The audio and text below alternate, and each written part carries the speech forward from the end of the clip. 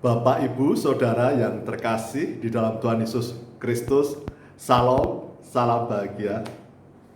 Betapa sungguh sepatutnya, selayaknya lah Bapak, Ibu, Saudara dan saya patut bersyukur, selayaknya bersyukur karena hidup di dalam masa perjanjian baru, masa-masa anugerah kasih Tuhan, bukan hidup di perjanjian lama.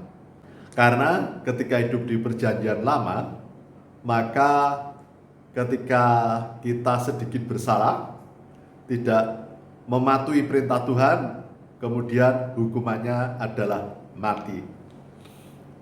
Jikalau Bapak, Ibu, Saudara, dan saya membaca dari Keluaran, dari Imamat, Bilangan, Ulangan, Hakim-Hakim, maka kita akan dapat melihat bangsa Israel, keturunan dari Abraham yang menjadi kekasih Tuhan sebagai bapak orang beriman, ketika bersalah, tidak mentaati perintah Tuhan, bisa hukumannya maut atau kematian. Bahkan anak Harun, dua anak Harun, karena tidak menjaga kekudusan api Tuhan, api kudus Tuhan, maka kemudian dua anak Harun pun mendapat hukuman mati. Jadi saudara-saudaraku, kita patut bersyukur hidup di dalam anugerah kasih Tuhan, hidup di masa perjanjian baru, hidup di masa-masa anugerah kasih Tuhan.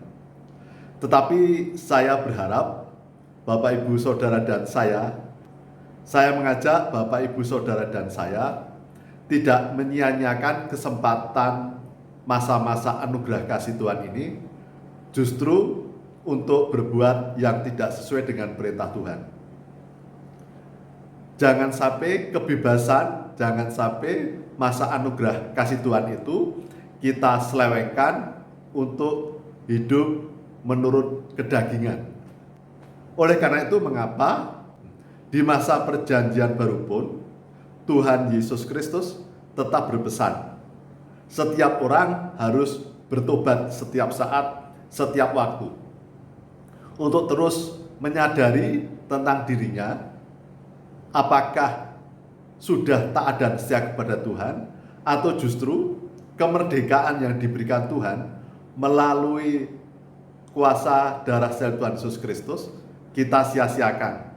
Kita ingin menyalibkan Tuhan berkali-kali. Jadi saudara-saudaraku, sepanjang kita masih ada hidup, maka sebenarnya itu kesempatan bagi kita. Banyak orang Kristen, termasuk saya, merasa sudah baik, sudah rajin beribadah di gereja, sudah pelayanan, menjadi majelis, menjadi pengurus gereja, dan pelayanan-pelayanan yang lain, tetapi belum mengubah karakter dari karakter kedagingan, dari karakter kemanusiawian menjadi karakter buah roh. Kita rajin beribadah di gereja, kita menjadi pengurus gereja, menjadi majelis, bahkan ahli di bidang teologi, tetapi hati karakter kita masih mudah marah, masih mudah tersinggung, masih hanya melihat kekurangan orang lain, masih garang, masih mudah emosional, masih temperamental, masih suka dengki iri, masih dendaman, dan masih banyak karakter-karakter duniawi yang lain, karakter-karakter negatif yang tidak mewujudkan sebagai perwujudan orang Kristen yang sejati. Secara fisik kita orang Kristen, secara fisik kita kelihatan rohaniah, menjadi pengurus gereja, menjadi majelis, hebat di dalam Alkitab, dan kemudian sering mengirimkan renungan-renungan harian. Tetapi kita masih mudah marah, masih mudah tersinggung, masih mudah iri hati, masih mudah dendam, masih mudah meremehkan orang lain, masih eksplosif. Jadi masih ada hal-hal yang negatif di dalam diri kita. Karena saya sendiri juga masih sering mengeluarkan karakter-karakter negatif. Saya masih mudah tersinggung, saya masih mudah marah, saya masih mudah iri hati, saya masih melihat kekurangan orang lain. Lupa bahwa saya juga memiliki kekurangan yang banyak. Oleh karena itu, marilah saya mengajak Bapak, Ibu, Saudara, dan saya untuk terus meningkatkan, mewujudkan karakter buah roh, yaitu kasih, damai sukacita, damai sejahtera, kemurahan, kesabaran, penguasaan diri, kelemah lembutan, dan sebagainya. Sehingga kita sebagai orang Kristen tidak hanya dilihat dari permukaan kelihatan baik, rohani, tetapi serta-merta hati kita juga bersih, kudus, dan kemudian memiliki hati yang panjang sabar, dapat menguasai diri, penuh kasih, ada damai sejahtera, ada kemurahan, ada kelemah lembutan, dan karakter-karakter positif yang lainnya. Selain itu, saudara-saudaraku, hati-hatilah bahwa dosa yang menyebabkan maut itu sungguh-sungguh sangat menyenangkan. Banyak orang Kristen termasuk saya, ketika masih muda atau masih menjadi karyawan rendahan, belum memiliki pangkat kedudukan yang tinggi, begitu setia dan baik kepada Tuhan. Tapi kemudian ketika memiliki jabatan yang semakin tinggi, duitnya banyak, kemudian lupa.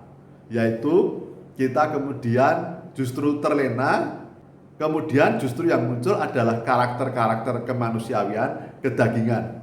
Yaitu keinginan mata, keinginan daging, dan keangkuhan hidup. Atau di dalam istilah yang populer sekarang, kita kemudian menjadi terlena terhadap harta, tahta, dan cinta. Saya tidak menyebut wanita karena lelaki, wanita, atau pria dan perempuan sama saja. Jadi harta, tahta, dan cinta. Jadi saudara-saudaraku, kita bisa melihat kisah Saul dan Daud.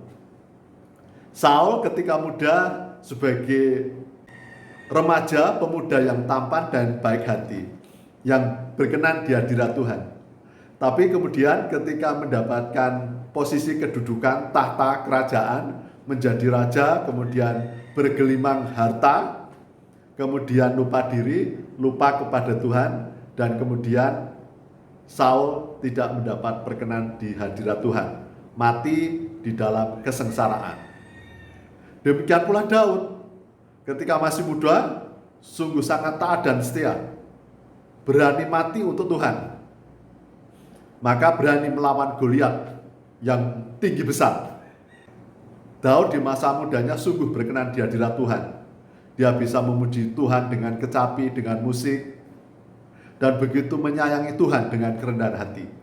Tetapi kemudian ketika mendapatkan posisi tahta kerajaan, kemudian harta yang melimpah, kemudian lupa diri, kemudian mengambil Batseba, istri Uria, istri tentaranya sendiri, bahkan membunuh Uria.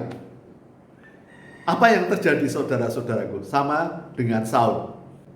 Hidup Daud menjadi menderita, anak keturunannya juga ikut menjadi korban. Jadi saudara-saudaraku, hati-hatilah.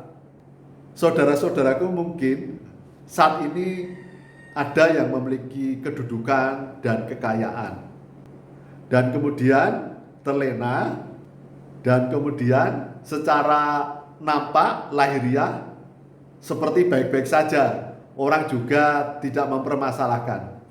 Tapi kemudian Bapak, Ibu, Saudara, dan saya berbuat yang tidak sesuai dengan perkenan Tuhan. Misalnya kita sebagai orang Kristen, kita sudah punya istri dan kita suka wanita lain. Bahkan kemudian kita menikah yang kedua dan ketiga dengan berbagai cara. Dan itu saudara-saudaraku sungguh tidak berkenan di hadirat Tuhan.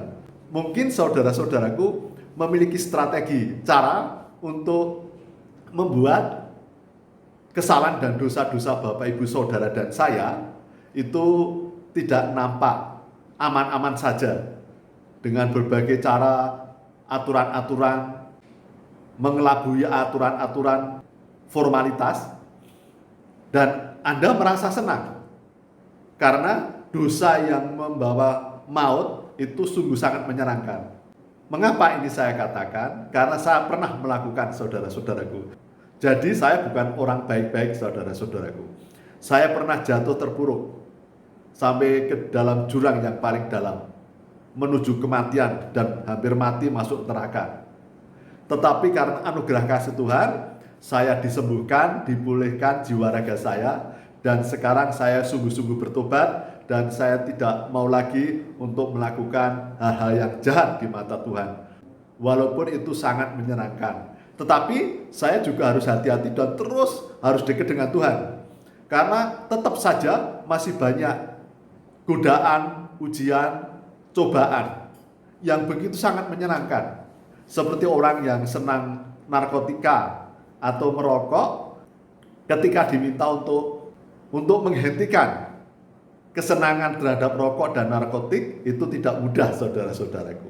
Demikian dosa yang menuju maut. Itu sangat menyenangkan sekali. Dan seolah-olah tidak menjadi masalah, kita bisa mengelabui, bermain dengan strategi cara, mempermainkan aturan dan hukum. Dan mungkin bagi orang di dunia ini, di sekitar tidak tahu apa yang kita lakukan. Tapi Tuhan tahu, saudara-saudaraku.